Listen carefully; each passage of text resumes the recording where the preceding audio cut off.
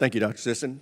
One of the many things I liked about the Chairman Smith when he served as Chairman Smith was his rigorous enforcement of the 5-minute rule. I think that that's the only way we can show respect for our colleagues. So understand, I will be following the mold set by Adam Smith when I tell you your time is up. But I'll know this, it's going to apply to me and the ranking member as well. We're going to put ourselves on 5-minute clock. With that, I recognize myself for a couple of questions.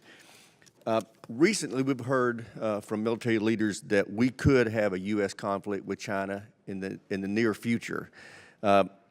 My question is, what do we need to be doing to prepare for that, assuming that that assessment is correct, that we could have a near-term conflict? Admiral, what do you think? Thanks, sir, for the question. My colleagues in uniform have given a couple of different timelines. Admiral Davidson, the Davidson window is 2027. I talked about it in my remarks. General Minihan just last week said 2025. I think the most important thing is less the specific date than the fact that our military is committed to defending the United States whenever an attack happens, whenever they're called upon.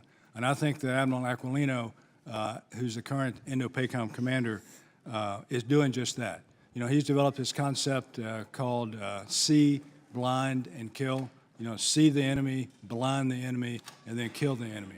And he's working on that with expeditious need, because his requirement is really what we've said all along about the Indo-Pacific, and I'm sure the other combatant commanders would say the same thing. Their job is to defend and be ready to fight tonight, not in 2025 or 2027 or 2030 or whenever those hypothetical dates are thrown out there. Great. Dr. Sisson? Thank you. Representative, first I would say I agree with Admiral Harris in terms of the responsibility of the services to be prepared always for those sorts of unfortunate events. What I would say in terms of among the most important things that can be done now is to reinforce our deterrent posture. I think it's harmful for us to have repeated incidents of high-level department officials making different estimations. It suggests that we don't have a coherent view of what's happening over the strait, and that certainly is not helpful to our effort to deter the CCP. Great. I'm curious, what do y'all think we could do to improve Taiwan's defenses that could help deter China in any kind of aggressive behavior? Admiral Harris. Sure. So I was in Taiwan last week meeting with the senior leadership there. I was there for 5 days.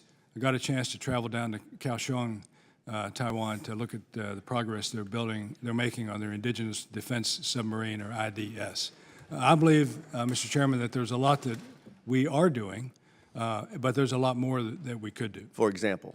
For example, we could sign a free trade agreement with Taiwan. That's important not only on the economic side, but also because of the example that sets for other countries who might be considering doing trade deals with Taiwan, opening up to Taiwan, but they're waiting for cover from a country like the United States. So that's one thing we could do. We could help them more, I believe, in training. You know, as they go from a 4-month draft, a 4-month conscripted force, to a 1-year conscripted force starting in 2024, they're going to need some help, in training them, and 2, how to train them, because this is a new thing for them. But I do believe, based on my time in Taiwan last week, that I've come away with a belief that Taiwan is both resilient and understanding of the need for their self-defense. And this is driven a little bit by the Chinese move on Hong Kong, but most currently by Russia's move on Ukraine.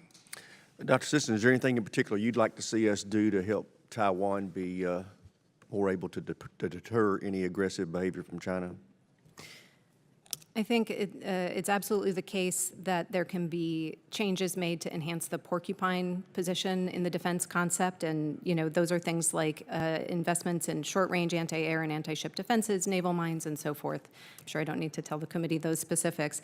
The Admiral raises the other good point that it is essential, and one of the lessons that we've absolutely learned from Ukraine, that the people of Taiwan will need to be prepared to be resilient in the event of a blockade, for example, and ready to engage in any prolonged and intensive resistance to invasion and occupation. That preparation, visible preparation, can serve as a deterrent.